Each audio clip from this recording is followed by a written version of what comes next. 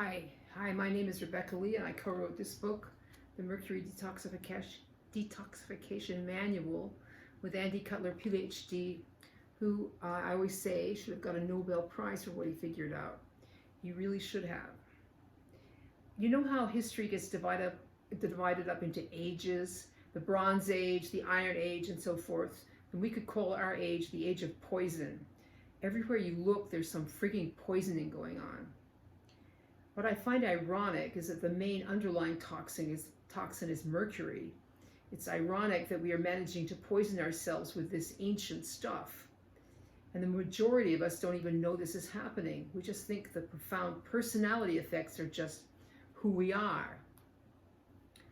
I once did a very long silent meditation retreat. At the end, the leaders made us break the silence very carefully, bit by bit. We had to turn and face the person next to us and start slowly saying a word or two. Myself, my ego, my very concept of who I was had been sidelined for a bit because of all this meditation. With the slow process of talking to this person next to me, this self started to re-amalgamate in my consciousness. I found myself visualizing it as a pink and quivering piece of live raw meat. It had a few hairs sticking out of it too. It was horribly sensitive. Just say a word wrong and it would take it personally and quiver and shake all over in irritation and discomfort. Andy warns us in the book not to make a bunch of chelation mistakes and wind up a, quote, quivering mass of biochemical wreckage. Believe me, you can think you are tough, you can think you can push the envelope, but go into that territory even a little bit and you wind up with a whole lot more compassion for the neurologically damaged and the mentally ill. People are always saying, well, so-and-so did this or that protocol and they were fine and they got better. Perhaps they did.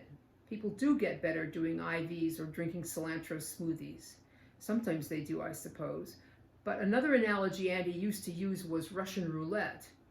And believe me, you really don't want to find out what can happen if you get the wrong chamber in that revolver. So stick to this protocol. It's the most conservative way to detox mercury, and it is arguably the only safe way to detox mercury. There are no fast ways out of being toxic. It doesn't matter how much you pee or poop out, if in the meantime you have moved even a little bit from someplace where it was not doing any harm into someplace where it can and does. So do your due diligence about leftover amalgam in your teeth. Take the supplements we advise and any others you need. Find a dose of chelator that you can tolerate and resign yourself to setting your alarms and plugging away at this thing for several years. That is what it takes. Little by little you will improve. Keep a log and keep notes. Have faith that you have discovered the right way to go. You have. Be careful about bright and shiny new methods. Oh, okay, go and try them if you want, but don't stop chelating with this method. And for God's sakes, pass everything by our do not do list before you try it. Don't wind up a quivering mass of biochemical wreckage. So thank you for listening. Please like and share and all those good things.